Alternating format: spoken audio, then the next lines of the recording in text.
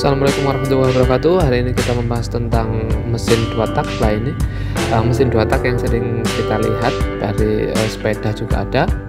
Secara animasi kita tampilkan seperti ini. Secara konstruksi memang hampir sama dengan mesin bensin. Ini ketika gerakan ke bawah hisap, kompresi, buang, seperti itu. Untuk mesin 2 tak khususnya sepeda motor memang perlu ada tambahan dari oli samping. Jadi untuk proses pelumasannya ditambahkan oli samping.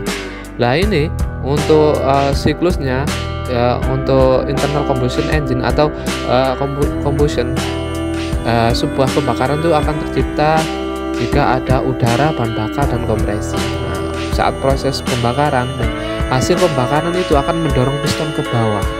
Jadi didorong ke bawah, terus piston akan bergerak ke bawah, sedangkan poros engkol karena dorongan energi itu, dan kemudian akan kembali ke atas karena gerakan dari poros engkol yang merubah dari connecting rod ke poros engkol berubah dari dorongan menjadi putaran. Nah, untuk panas atau panas dari hasil pembakaran itu tercipta dari bahan bakar, oksigen, sama api atau spark plug atau kompresi. Bisa jadi tekanan yang tinggi itu bisa menghasilkan panas. Jadi tidak hanya dengan picuan dari api saja, tapi dari kompresi yang tinggi, tekanan tinggi akan meningkat temperatur. Nah, ini untuk mekanisme crank atau mekanisme poros engkol itu seperti ini. Dari piston yang bergerak dari tekanan hasil pembakaran akan diteruskan connecting rod atau stang menuju crankshaft sehingga bisa berputar. Nah, secara umum untuk konstruksi dari mesin 2 tak itu sendiri seperti ini.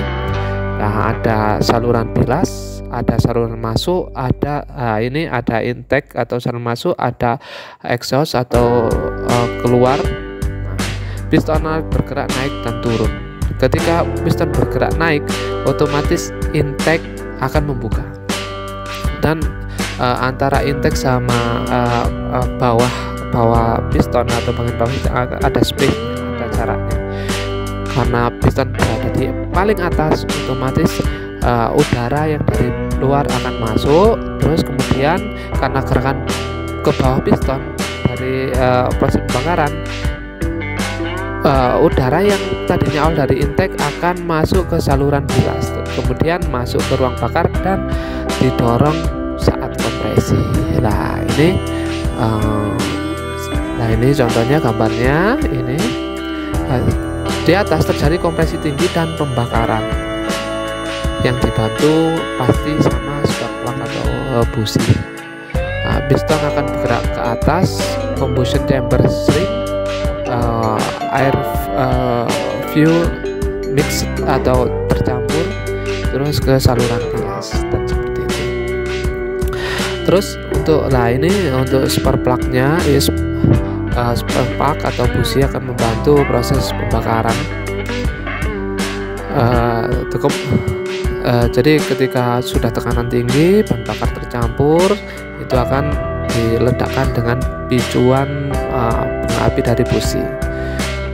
Ini ketika proses intake atau proses dari piston ke atas ke bawah itu akan akan terjadi gerakan bilas juga. Ketika bilas itu yang tadinya intake masuk ke ruang crankshaft akan masuk melalui saluran bilas, terus akan mendorong hasil pembakaran menuju knalpot, menuju exhaustnya dari saluran exhaust.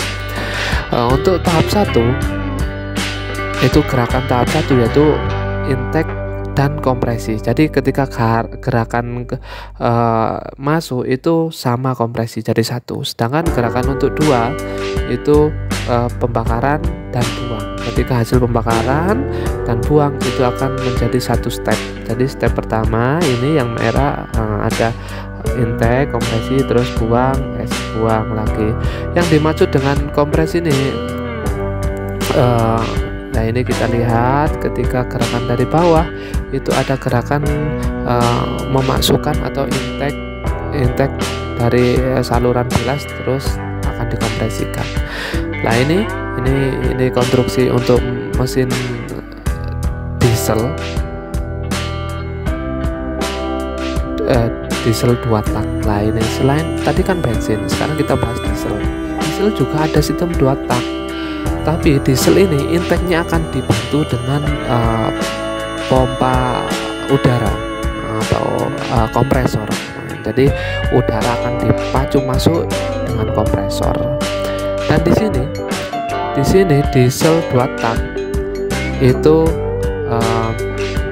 untuk yang engine kecil itu tidak perlu adanya kompresor, tapi untuk yang engine besar itu engine besar khususnya untuk mesin kapal itu perlu kompresor. Lah ini untuk engine besar ada kompresornya, udara akan dimasukkan dibantu dengan kompresor. Pembuangannya lewat atas. Karena ada tekanan dari kompresor, otomatis udara akan, karena katup buang membuka, akan terdorong dari kompresor, akan terbilas. Ketika mau titik mati atas itu nozzle akan menyemprotkan bahan bakar. Seperti itu sistemnya, itu seperti itu. Lah ini contoh animasi dari kapal, mesin kapal. Kalau konstruksinya seperti ini, mesin kapal ini secara banyak sih mesin kapal, jenis mesin kapal banyak, mulai panjang dari 40 meter sampai 50 meter yang mesin sampai 100 meter itu yang mesin besar.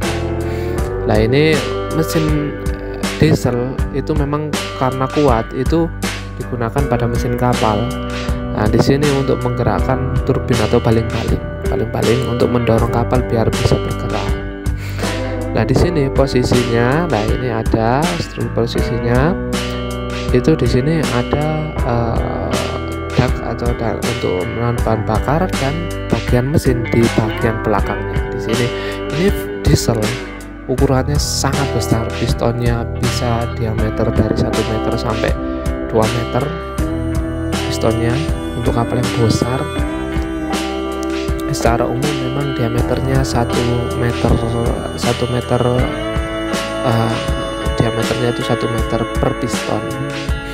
Nah mesinnya berada di bagian belakang biar pergerakan ke turbin tidak terlalu banyak mekanisme. Nah itu, ini turbinnya atau baling-balingnya, bukan turbin, ini baling-balingnya. Ini karena putarannya mesin juga bisa bergerak ke kanan dan ke kiri. Putaran juga bisa bergerak searah jarum jam sama berlawanan dengan mekanisme transmisi atau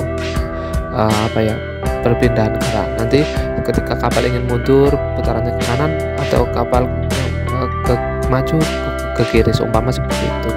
Nah ini, saking besarnya ini di bagian ada sub-subnya, bagian engine ada sub-subnya. Nanti ketika perbaikan akan lebih mudah. Ini sangat besar sekali. Lah karena mesinnya besar, itu memang tekanannya besar, bahan bakar yang digunakan juga besar, banyak. Ini dasar dari mesin diesel itu sendiri. Nanti untuk lebih jelasnya, lebih spesifiknya kita akan bahas pada pertemuan selanjutnya. Ini hanya secara umum mesin 2 tak diesel sama mesin 2 tak bensin. Nah ini saluran masuknya, ini saluran masuk ke ke nozzle-nya, seperti itu. Ini pembesar, ini mesinnya tingginya hampir sekitar 10 meter, itu tingginya saja mesinnya 5 sampai 10 meter